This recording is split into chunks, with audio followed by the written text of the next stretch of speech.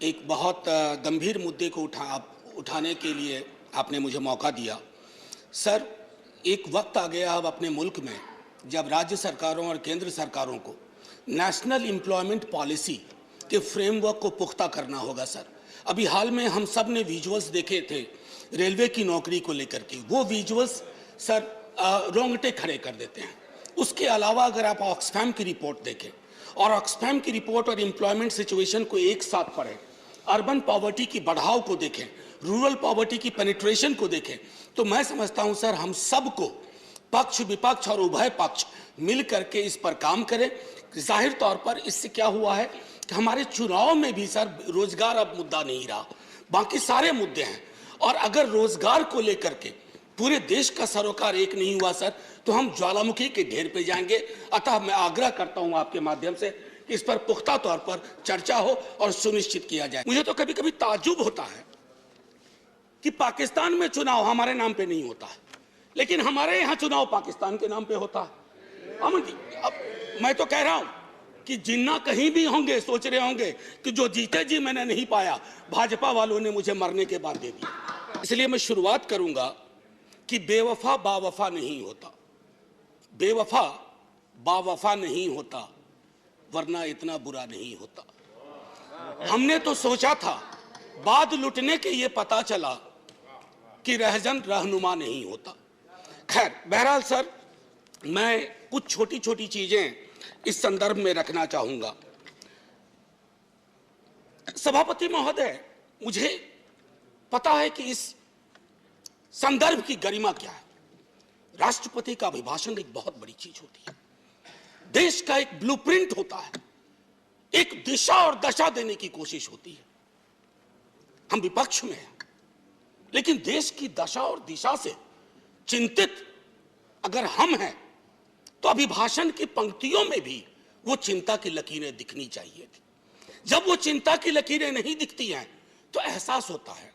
कभी कभी मैं सोचता हूं माननीय सभापति महोदय कि महामहिम सोते जागते अपने सलाहकारों से बात करते, टेलीविजन देखते, सोशल मीडिया देखते, संवाद करते, क्या उनको नहीं लगता होगा कि देश के विजुअल्स बहुत अच्छे नहीं हैं? छात्रों पे आंसू गैस के गोले क्या मांग रहे थे? चांद नहीं मांग रहे थे, नौकरी मांग रहे थे। और वो 2 करोड़ वाला भी नहीं मांग रहे थे, कह रहे थे बाकी वाला बचा हुआ दे दो। आपने लाठियां बरसाई। तो मैं ये सोचता हूं कि महामहिम के अभिभाषण में अगर इस तरह की चिंता ना हो तो सर भाषण ना कागज का पुलिंदा लगता है और अच्छा नहीं लगता है उसे कागज का पुलिंदा कहना।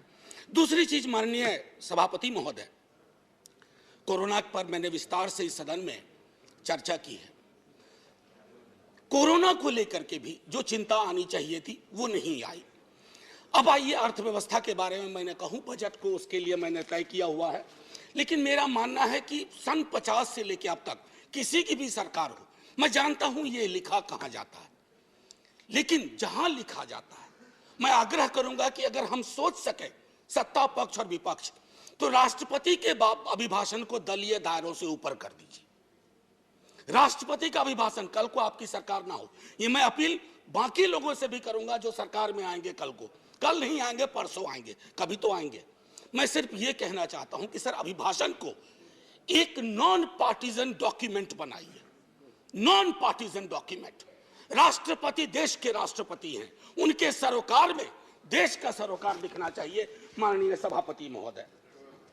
अब दिक्कत ये होती है ना माननीय सभापति महोदय कि अभिभाषण में सर्वेश्वर की एक लाइन थी सभापति महोदय, अगर तुम्हारे घर के एक कमरे में लाशें सड़ रही हो तो क्या तुम दूसरे कमरे में प्रार्थना कर सकते हो?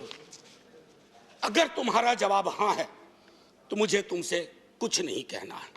यही रख करके बात मैं खत्म करता हूं इस संदर्भ के। सर, पैरा 4 माननीय राष्ट्रपति जी के अभिभाषण का है, जो कहता है remembering the past and learning from it.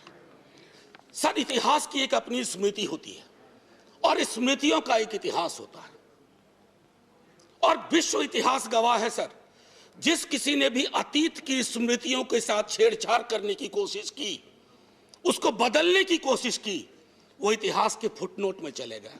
इतिहास नहीं बदला, वो इतिहास के फुटनोट में चले गए।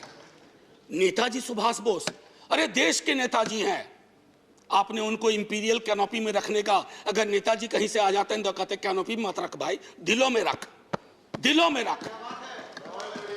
मैं ये इसलिए कह रहा हूं, मैंने नेताजी की चिट्ठियां पढ़ी हैं नेहरू जी के नाम, मैंने नेताजी की चिट्ठियां पढ़ी हैं बापू के नाम, मैंने नेताजी की चिट्ठियां पढ़ी हैं तमाम उस दौर के लीडर्स के नाम। कहां कद था नेताजी का, नेहरू जी का, बापू का, पटेल का, और विवेचना कौन लोग कर रहे हैं? मैंने इसी सदन में कहा था कि बौनी समझ के लोग लंबा इतिहास नहीं लिख सकते, लंबी लंबी लंबी लकीर नहीं खींच सकते। एक बार चिंता करिएगा सर, मैं ये कह रहा हूं कि बापू के राम की संकल्पना करिए। अच्छा, इससे पहले एक हल्के में एक बात कहूं माननीय सभापति महोदय, मैं कभी कभी सोचता हूं 1952 में पहला चुनाव लड़ा हमने सर, 52 में हम पार्टीशन से निकल के आए थे, पीड़ा थी बहुत, लाखों लोग मारे गए उधर और लाखों लोग मारे गए इधर। लेकिन सर 52 का चुनाव हुआ था समावेशी विकास पर, रोजगार पे। 70 साल बाद हम चुनाव लड़ रहे हैं किस चीज पे? देख लीजिए। मुझे तो कभी कभी ताज्जुब होता है कि पाकिस्तान में चुनाव हमारे नाम पे नहीं होता है, लेकिन हमारे यहां चुनाव पाकिस्तान के नाम पे होता है। अमन जी, अब मैं तो कह रहा हूं कि जिन्ना कहीं भी होंगे सोच रहे होंगे कि जो जीते जी मैंने नहीं पाया, भाजपा वालों ने मुझे मरने के बाद दे दिया। ये मैं समझता हूं हम सब के लिए सर चिंता का विषय होना चाहिए। सर, मैंने कहा था कि बापू के राम, जब इतिहास की बात करते हैं सर, ये किताब है प्रार्थना खंड, बापू की किताब है, बापू की प्रार्थनाओं का संकलन है। मैं आग्रह करूंगा सब पढ़ें। जब नोआखोले से लौट के आए बापू, बहुत पीड़ा थी, उन्होंने अपना प्रार्थना बदल दिया। वो प्रार्थना भजमन प्यारे सीताराम की जगह भजमन प्यारे राम रहीम, भजमन प्यारे कृष्ण करीम। आप क्या कर रहे हैं? कृष्ण और करीम के बीच में कटीली दीवार लगा रहे हैं, राम और रहीम के बीच में दीवार लगा रहे हैं।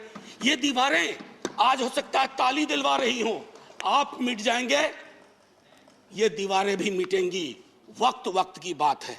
बस एक बार सोचेगा जरूर, क्योंकि बापू पे माल्यार्पण आप भी करते हैं और बहुत, बल्कि आप चश्मे पे कर दिया, आपने महदूद कर दिया।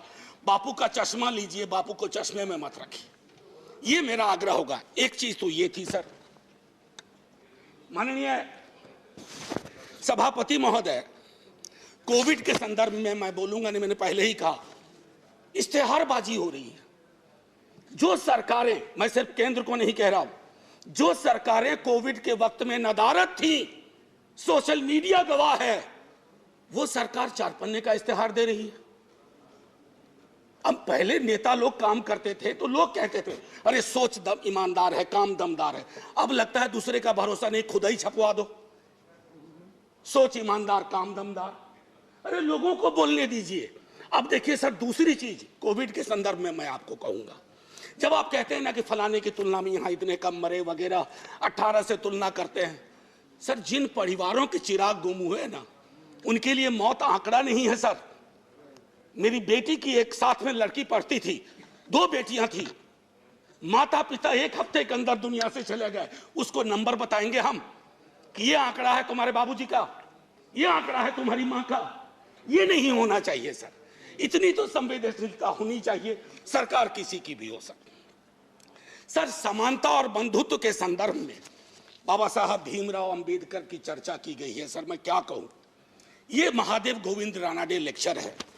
बस मैं कहना, बाबा साहब ने एक बात बार बार कही थी, वो कही थी कि भैया डेमोक्रेसी को सबसे बड़ा खतरा है हीरो वर्शिप, उससे बचा लेना।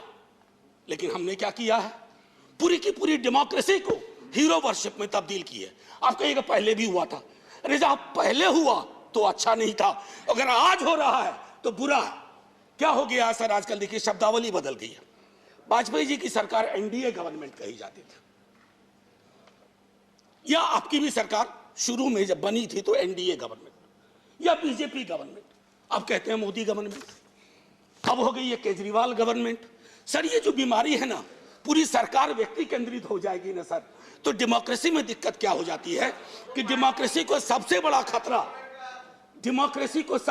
खतरा कल्ट से होता है। If a leader becomes a cult, first the internal democracy is destroyed, then democracy everywhere is destroyed and everybody will suffer. आज भूपेंद्र जी ने किताब लिखी है राइज ऑफ बीजेपी। मैं समझता हूं बीजेपी कहीं अगर ऐसे हालात रहे, he has to write another book, fall of BJP. Live Bihar YouTube पर सब्सक्राइब और फेसबुक पर लाइक जरूर करें।